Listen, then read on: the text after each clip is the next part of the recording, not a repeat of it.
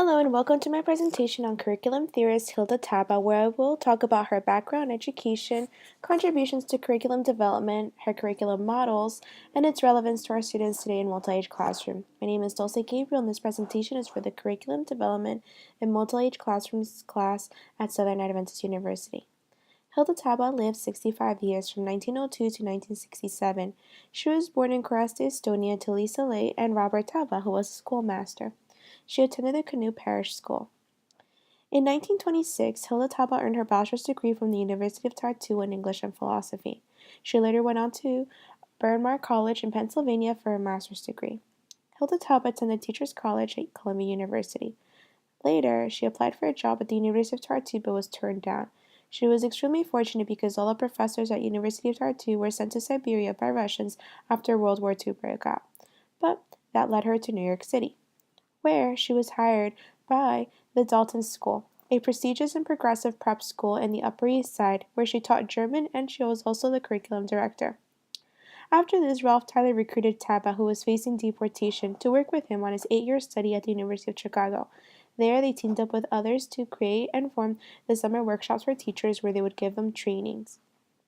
In 1938, Hilda Taba became the director for the University of Chicago Center of Intergroup Education, later the Center of Human Relations. Here, she led a cooperating schools project. In 1951, she went to San Francisco State College, where she collaborated with educators in the nearby Contra Costa County School District. Hilda Taba worked in her field from the 1930s to the late 1960s. She worked with and collaborated with John Dewey, Ralph Tyler, Benjamin Bloom, and Robert Hikers, to name a few. There are external factors that shaped Taba's life and influenced her democratic beliefs. During this time in history, let's see what was happening. In the United States, they were facing the Great Depression. Many countries were engaging in World War II. There was the rise and rule of Nazism, Soviet communism, racism through the Jim Crow laws, and also the court-ordered desegregation of schools in 1954.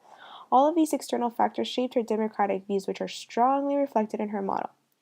Now that we have some background information about Hilda Taba, we can infer that she played a prominent role in education during notable times in the U.S. and world history. She strongly believed that students must develop cognitive skills and learn democratic values.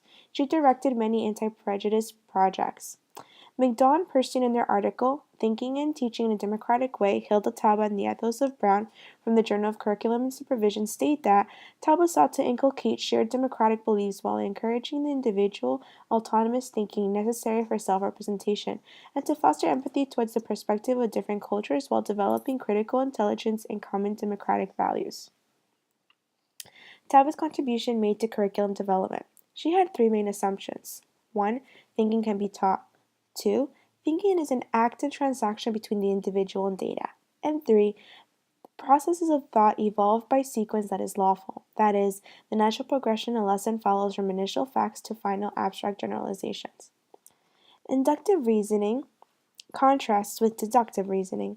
Inductive instruction makes the student notice. Instead of explaining a given concept and following this explanation with examples, a teacher presents students with many examples showing how the concept is used.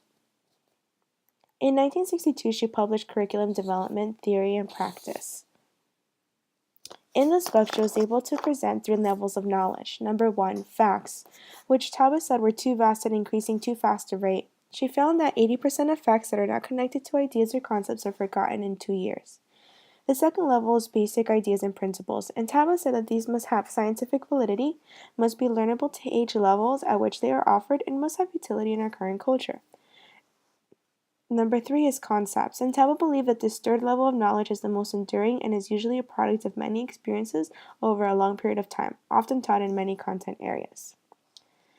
Hilda Taba also developed this concept development model, and here on this wonderful table that I was able to find in my research, it wonderfully displays the process, the steps, what the teacher does, and what the student does. This model has 5 steps. And the first one is listing, where the teacher or students list items related to the subject. Grouping, students group the items. Labeling, students give labels for the newly defined groups. Students explain reasons for their choices. 4. Regrouping, students regroup items or subsume individual items or whole groups.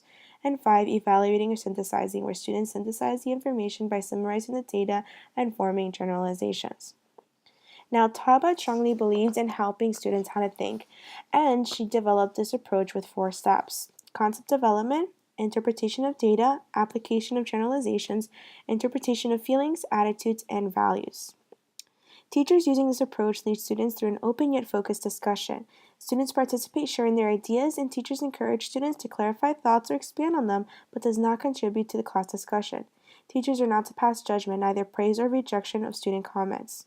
Robert Terzies furthermore explains in his article, The Hilda Taba Teaching Strategies in English and Reading Classes for the English Journal, that teachers should avoid "that's good." Now you're thinking, "that's what I had in mind." That's wrong. Well, you're getting closer, as well as nonverbal cues. All of these strategies, he says, would be helpful in an English class discussion of stories and poems, which vary upon each person's personal interpretation.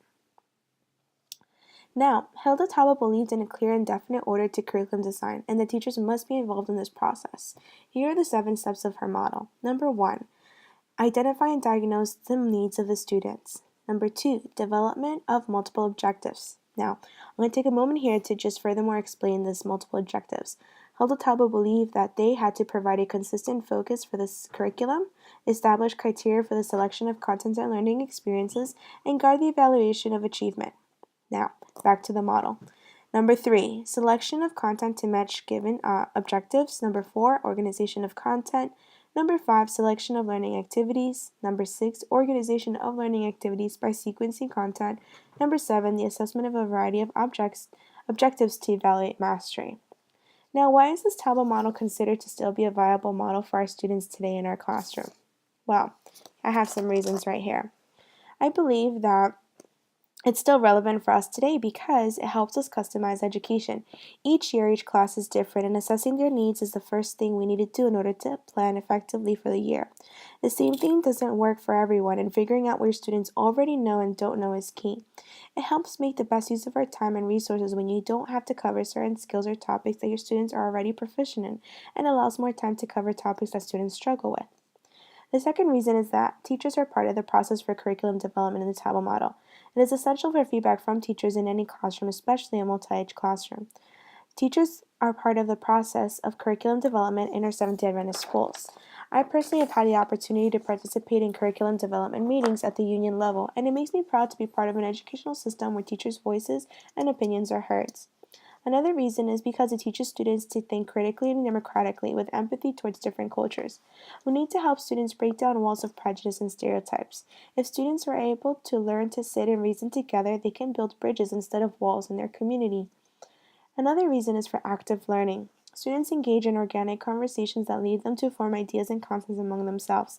Allowing students the opportunity to find patterns in spelling or math and group like terms or facts like the Taba model suggests is helping them to learn to problem solve and to think for themselves. In a multi-age classroom, this model is more common than we realize because students many times work independently or in small groups on an assignment while the teacher is giving a class to another grade or cluster of students.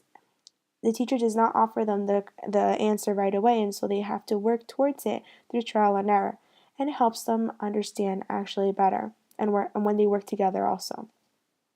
Another reason is that it encourages creativity when teachers do not provide the right answers right away, but let students list facts, group common items, label, regroup, and evaluate their findings. Through my research, I realized that our social studies themes follow the Taba curriculum, expanding communities. As you can see in this picture right here, with grade levels K, we have living, learning, and working together. So at the lower grades, it starts with them getting to know who they are in their community. And as the grades progress, they will be able to learn more about who they are in as Americans in the United States and regions, learning about U.S. history, ancient history, European history, world history. And so, for these reasons, we can know that the Hilda Taba curriculum model is still very much used today in the classroom and in multi-grade classrooms. Thank you for watching my presentation, and I hope you have a wonderful day.